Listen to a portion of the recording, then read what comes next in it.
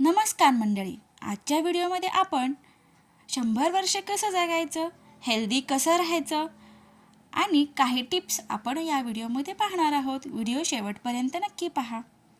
100 वर्षे कसं जगू शकतो याचे उत्तर काय आहे ते थक्क करणारं.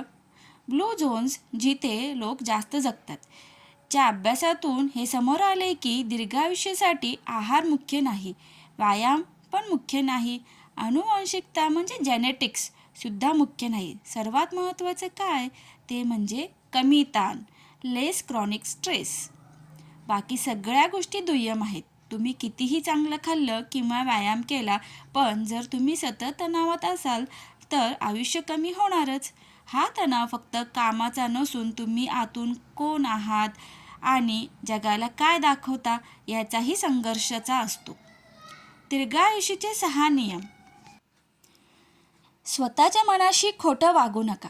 ज्या गोष्टी तुमच्या मनाला पटत नाहीत त्या जबरदस्तीने करू नका. नावडती नोकरी करताय, आयुष्य 15 वर्षांनी कमी. प्रेम नसलेल्या व्यक्तीसोबत राहताय, आयुष्य 10 वर्षांनी कमी. नकारात्मक लोकांच्या संगतीत आहात, आयुष्य 8 वर्षांनी कमी. तात्पर्य काय?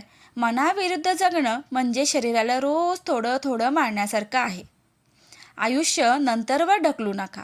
रिटायर झाल्यावर मज्जा करू असं म्हणू नका. आकडेवारी सांगते 43% लोक रिटायरमेंट नंतरच्या 5 वर्षातच जग सोडून जातात. कारण शरीराने आयुष्यभर जगण्याची वाट पाहिली, पण जेव्हा वेळ आली तेव्हा शरीर थकलेलं होतं. त्यामुळे आज जगा. एकटेपणा टाळा. माणसं जोडा. एकटेपणा हा दिवसाला 15 सिगारेट्स ओढण्या इतका धोकादायक आहे. चांगले मित्र आणि नातेवाईक असलेल्या लोकांचं आयुष्य 50% जास्त असतं. मित्रांची संख्या महत्त्वाची नाही, तर नात्यांचा दर्जा महत्त्वाचा आहे. जगण्याचं एक कारण शोधा. जपानी लोक याला इकिगाई म्हणतात, म्हणजे सकाळी उठण्याचं कारण. ज्यांच्याकडे आयुष्याचा स्पष्ट उद्देश आहे त्यांचं आयुष्य सरासरी 7 वर्षांनी वाढतं. हा उद्देश काहीही असू शकतो. नातवंडांना सांभाळणं, बागकाम करणे, समाजसेवा करणे किंवा त्यांची कला. माझी कोणाला तरी गरज आहे ही भावना खूप पॉवरफुल असते. आरोग्याचा अतिविचार टाळा.